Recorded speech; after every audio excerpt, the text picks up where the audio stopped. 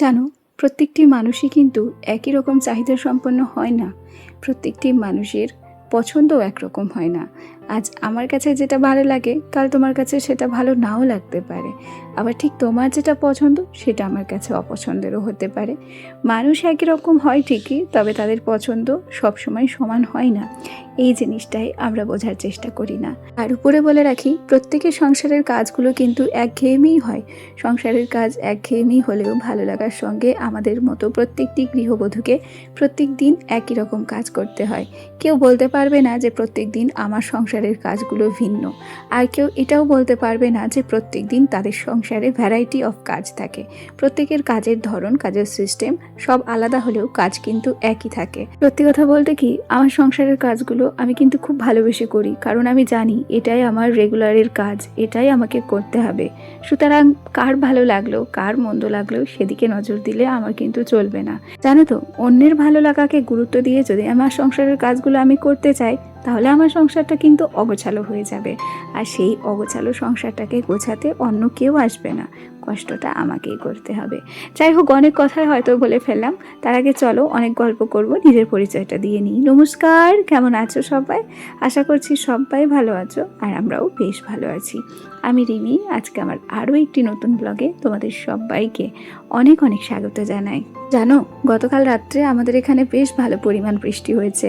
আর রাত্রে যদি বৃষ্টি হয়, ভীষণ সুন্দর ঘুম হয়। জানো তো, কখন যে বেভরে ঘুমিয়ে গেছে নিজেও জানি না।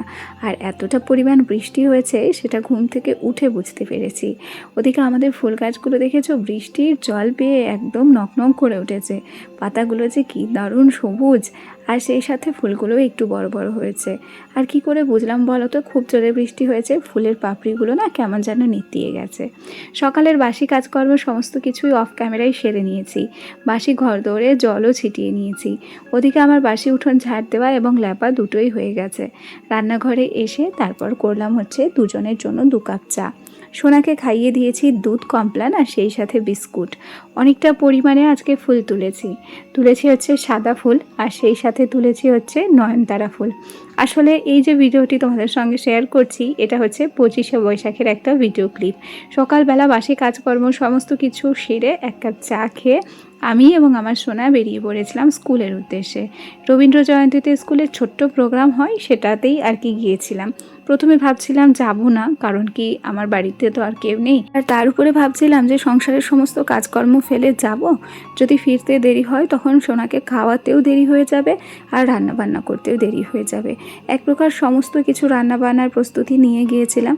আর বাড়িতে ছিল আমার দিদা শাশুড়ি, তাকে বলে গিয়েছিলাম তোমার কোনো কিচ্ছু রান্না করতে হবে না, আমি এই সমস্ত কিছু রেডি করে গেলাম, আমি ফিরে এসে রান্না করব। ভাতটাকে না আমি বসিয়ে দিয়ে তারপর স্কুলে গিয়েছিলাম। ভাতটা হয়েই গিয়েছিল, তবে বাড়ি ফিরে দেখি দিদা সব কিছু রান্না করে রেখেছে। তাই আমি আর ও ঘরের দিকে গেলাম না, আমি সোজা চলে এলাম আমার ঘরের দিকে। স্কুল থেকে ফিরতে মোটামুটি 9:30 মতো বেজেছিল। আর 9:30-র মধ্যে জানো তো, বাড়ি থাকলে আমার সমস্ত রান্নাবান্না হয়ে যায়। আজকে যেহেতু দিদা রান্না করেছে, তাই আমার আর আলাদা করে হেডেক নিতে হলো না। আমি না বিছানাটাকে সুন্দর করে গুছিয়ে নিলাম। গতকালকের ব্লগে একটা দিদিভাই কমেন্ট করেছিলে, তোমার নামটা আমি ভুলে গেছি, আর এই মুহূর্তে ওই ফোনটাও আমার কাছে নেই যে তোমার কমেন্টটা আমি পড়বো। তুমি লিখেছিলে যে প্রত্যেক দিন আলনা গোছানো, বিছানা গোছানো এগুলো দেখতে বোরিং লাগে, ওর থেকে যদি ভালো করতাম রাজমার রেসিপিটা তোমাদেরকে শেয়ার করতাম।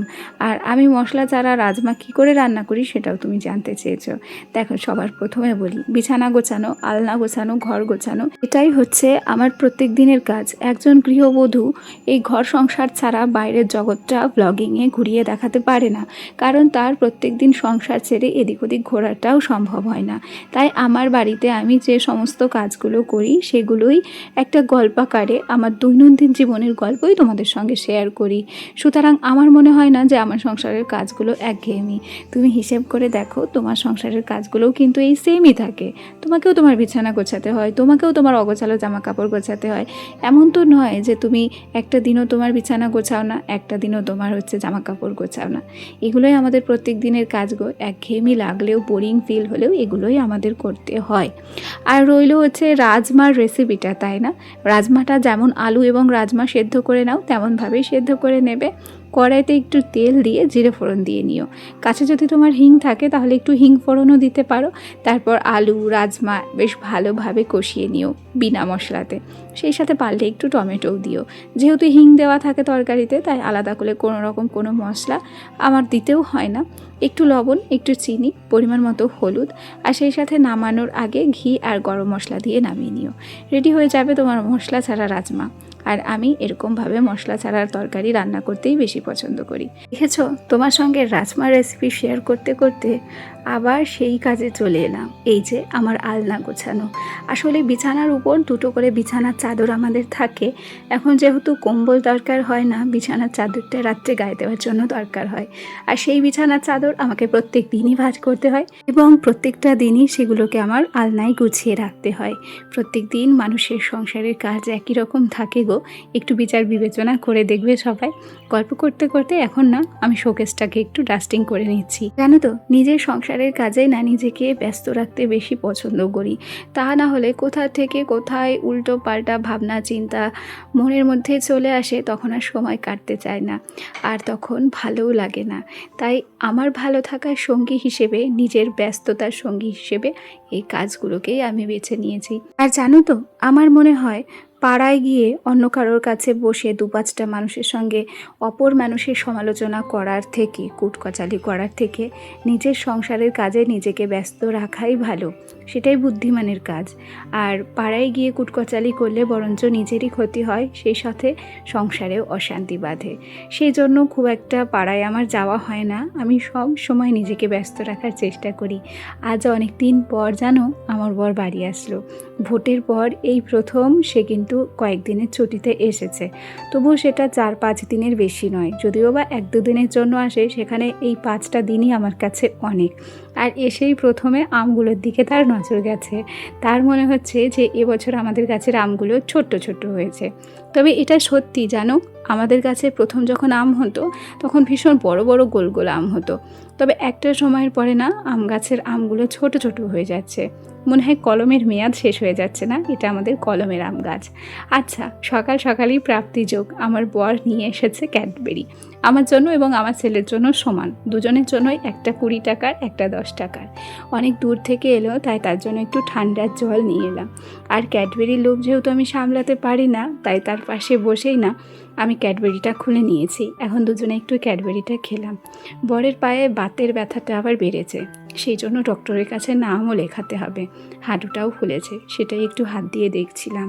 আজকে জানো সময়ের আগেই সব কাজ কমপ্লিট করেছি। ভেবেই রেখেছিলাম যে আমার বর আসলে দুজন একান্তে একটু বসে গল্প করব।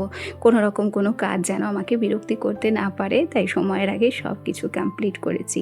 চলো আজ তবে আসি, কাল আবার দেখা হবে, টাটা।